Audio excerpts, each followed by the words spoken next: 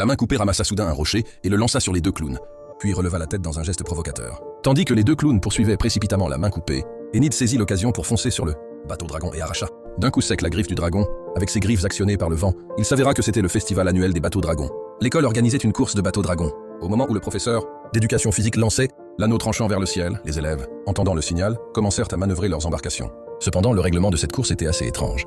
Quelle que soit la tactique employée, le premier à franchir la ligne d'arrivée avec le drapeau gagnait. Cela laissait aux élèves l'occasion de libérer leur potentiel. Soudain, une hache de guerre surgit de la poupe et s'abattit sur le bateau voisin. Heureusement, la fille de l'adversaire réagit promptement, sans quoi sa tête aurait été coupée en deux.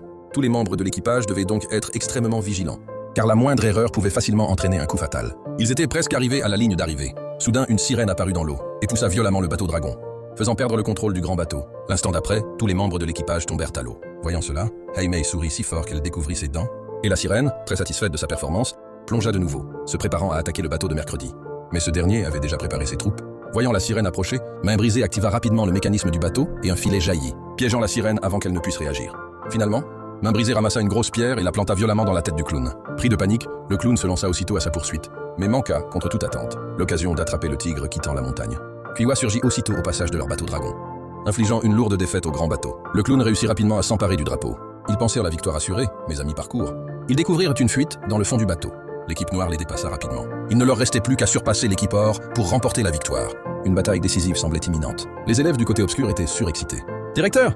Et à ce moment crucial, Mercredi activa de nouveau le mécanisme, et 3 épées acérées jaillirent du bord du bateau, prêtes à transpercer le bateau dragon de l'équipe or. Soudain, la sirène réapparut et repoussa l'équipe noire. Au moment crucial, la main coupée sauta à l'eau, nagea vers la sirène et la repoussa d'un coup de poing. La sirène s'évanouit au fond du lac. Face à l'absence de résistance, l'équipe noire attaqua de nouveau. Avant que l'équipe or ne reprenne ses esprits, son bateau fut emporté par les vagues, et l'eau libre s'y engouffra rapidement. Mercredi s'appuya ainsi sur son intelligence naturelle pour mener l'équipe noire à la victoire et empocher un bonus de 100 millions. C'était vraiment génial.